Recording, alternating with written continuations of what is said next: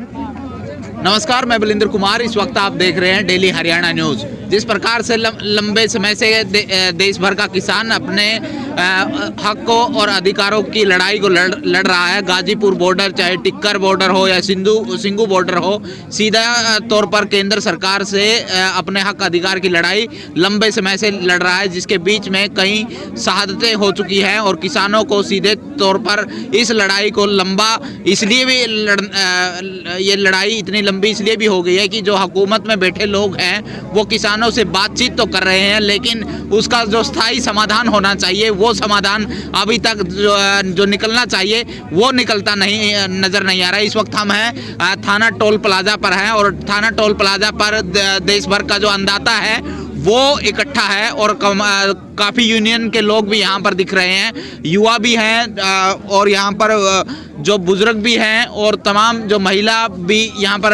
इस धरने पर हैं और पूरे का पूरा एक एकजुटता का माहौल दिखता हुआ नज़र आ रहा है। और जिस प्रकार से आज थाना टोल प्लाजा पर कुछ मेरे साथ जो किसान हैं और किसान का इस पूरा का पूरा आंदोलन का नेतृत्व कर रहे हैं, आइए उनसे जानते हैं कि आज का जो चक्का जाम है, जो ऐलान किया गया था 12 से 3 बजे तक का, वो किस प्रकार का चक्का जाम रहेगा और क्या रोड मैप बनाया गया। जी सर नमस्कार। नमस्कार जी। क्या नाम है?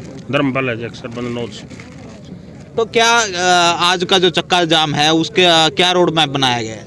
रोड मैप तो पहले से बनाया, अभी तीनों काले कानून वापस लो। जो 26 जनवरी ने बिना मतलब का ड्रामा कराया, किसानों पर केस बनाए, ये वापस लो। ये सब बात पे चक्का जाम है जी। सरकार कह रही है कि हम बातचीत कर रहे हैं, लेकिन आप हैं कि आप अपनी जिद पर अड़े हैं। सरकार कोई जो मामला क्यों दे, सरकार जो हम नहीं दिन दे इसने कानून। सरकार कह रही है कि हम भला करना चाहते हैं। हमने तो भला चाहिए नहीं, नाम लिंदे कानून। हमने पता है इन कानूनों में क्या सरकार कुछ कह रही है, पर हमने पता है जो हमारा नुकसान होने वाला इससे। तो जो 26 जनवरी को जो पूरा का पूरा जो माहौल हुआ, जो कई तस्वीरें आई जिसमें हिंसा की तस्वीरें आई और किसानों को बदनाम करने की जो कोशिश हुई, तो क्या कहेंगे उसके ऊपर? सरकार ने अपने आदमी बीच में बीजेपी के खड़े करके खुद करवाया सारा ये ड्रामा। जो सिंधु है नहीं, वो सद्दू जो भी है तो झंडा चढ़वाया, वो बीजेपी का आदमी है। किसान का कोई रोल नहीं है उसमें। बीजेपी कह रही है कि हम किसानों के सबसे बड़े हितैषी हैं। यूँ कहे थे कुछ बना भला इस बात का। हितैषी तो जो है जो करके दिखा, फायदा करे, कुछ नुकसान करे। वो कह रहे हैं कि इससे पहले कोई ऐसी पार्टी ही नहीं आई जो किसानों की सीधे तौर पर भला करे, हमने बिचौलिए खत्म कर दिए हैं। बिचौलिए कौन से खत्म कर दिए बीच में इसने? हम तो बिचौलिए में ठीक थे।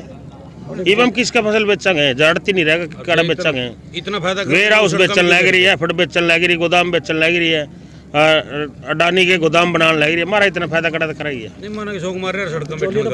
लोड थी हम बिचौलिए बड़े आगे जो हमारी फसल खरीद देंगे नहीं, वहाँ उस पर क्या बोला कार्ड पे खरीद के कड़ी जाओ। एसडीएम तक पावर दे दी, एसडीएम तो बिके हुए हैं, एसडीएम ने क्या पावर है? तो आपको लगता है कि अधिकारी है वो सरकार की जी हजूरी में विश्वास? बिल्कुल सरकार को करा ले जाओ उनको। तो एसडीएम सर कोर्ट में जा नहीं सकते हम। जी आज जो ये थाना टोल प्लाजा पर जो चक्का जाम में आप शामिल हुए हैं, क्या मांगे हैं, किस पर? मांग का तो भाई साहब पूरा देश ने पता है, अब तो विदेशों में पता चल गया। लेकिन सरकार है अपनी जिद पड़ रही है और बेशरम सरकार है। कल कृषि मंत्री ने संसद में कहा भाई मैं 2 महीने से पूछने लग रहा हूँ लोगों का किसान था और विपक्ष था, इसकी कमी बताओ। जो 11-12 हमारे नेताओं की मीटिंग हुई है कृषि मंत्री के साथ, 8-8 घंटे 10-10 घंटे हमारे नेता ने कृषि मंत्री को ये बात समझाई है इसमें की कमी है, और वो संसद में झूठ बोलने लग रहा। मेरे को बताओ कौन? हमारे 40-42 जो प्रधान है संयुक्त मोर्चा के, उन्होंने 8-8 10-10 घंटे मीटिंग में बताया है। वो कह रहे हैं कि किसान पढ़कर नहीं आते, बिना पढ़े ही हमारे साथ बहस करने के लिए निकले। आज वो पुराने वाला किसान नहीं रह रहा भारत का, अनपढ़ किसान नहीं है। आज हर एक बच्चा ने ज्ञान है भाई इसमें हमारा क्या फायदा है, क्या नुकसान है। नहीं मैं नहीं कह रहा, कृषि मंत्री कह रहे कि वो पढ़कर नहीं आते कुछ भी। भाई साहब ऐसी है, कल भी 24 पे थी वो हमारा अभिमन्यु कुमार आ रहे थे किसान नेता, उसके से संदीप चौधरी ने ये सवाल पूछा था भाई पढ़ के नहीं आ रहा। तो अभिमन्यु कुमार ने ये कहा भाई जो हमारे प्रधान हैं यूनियनों के, उन्होंने अपने लोगों को पूरी तरह समझा दिया क्या कानून है, इसमें क्या लिखा है। आम आदमी एक आदमी के पास लिस्ट नहीं है वो कानून की, ले मेरे को दे दो मैं पढ़ लूँगा, लेकिन ले कहाँ से कापी? लेकिन हमारे प्रधानों ने हमको सारा समझा रखा है, ऊपर से नीचे लग बात आती है, भाई इसमें क्या फायदा है क्या नुकसान है। तो शीर्ष नेतृत्व का जो भी सारा होता है उसी सारे पे काम होता है। हाँ, हमारा आंदोलन पूरा एकजुट है, और जो दिल्ली से संयुक्त मोर्चा की कॉल आती है उस पर छोटे से छोटा किसान गांव में बैठा काम करता है। इतनी एकजुटता है हमारे आंदोलन में, और हम इस सरकार को झुका कर एकदम लेंगे, चाहे 6 महीने चले चाहे 1 साल चले। और जो दिल्ली में सरकार ने एडे एडे वो गाड़ दिए ना सरिये पहनने करके कील गाड़ दी, ये किसानों की छाती में कील गाड़ी गई है। आने वाले चुनाव में देश का अंदाजा इसको बताएगा, बीजेपी सरकार को, मोदी सरकार को, इन किलों का नुकसान क्या होगा इनको। जहाँ ये थाना जिसके अधीन आता है कुरुक्षेत्र से, यहाँ से तो राज्य मंत्री भी बन गए, थोड़ी सी आगे चले जाओ कैथल में भी राज्य मंत्री है।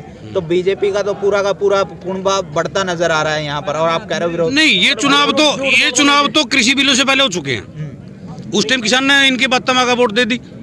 जो कृषि बिल आने के बाद चुनाव हुआ, राई का उपचुनाव था, उसमें क्यों नहीं बीजेपी जीती? और बड़ौदा का था, बड़ौदा का था, उसमें जीत कर दिखाते थे बीजेपी वाले। फिर हम मानते हैं भाई किसान इन पर राजी है, और आने वाले चुनावों में औकात बता देंगे इनको क्या औकात है। कौन सी बहुमत जीती है? तो जेजेपी ने जी तैयारी किया है। जेजेपी के 10 MLA पे जो सरकार टूट गई, लोगों ने तो राया था ना, जेजेपी ने। यदि आपसे सलाह ली जाए कि सरकार कैसे बनानी है, कैसे तोड़नी है, तो क्या कहेंगे आप? हम दोनों काम जेजेपी समर्थन वापस ले लो, सरकार टूट जाए, नवा सिरा इलेक्शन हुआ, इस पर आज इस वक्त हम है थाना टोल प्लाजा पर, और वहां पर युवाओं का एक बड़ा जनसैलाब नजर आ रहा है कि जिस प्रकार से पूरा का पूरा जो आंदोलन है वो अब जन आंदोलन में तब्दील होता नजर आ रहा है। देश का अन्नदाता है वो अपनी जायज मांगों की वकालत कर रहा है। वो कह रहा है कि जो भी मांगे हैं वो पूर्ण रूप से जायज है और उनको केंद्र की मोदी सरकार को मानना चाहिए, लेकिन हठ योग बन चुकी मोदी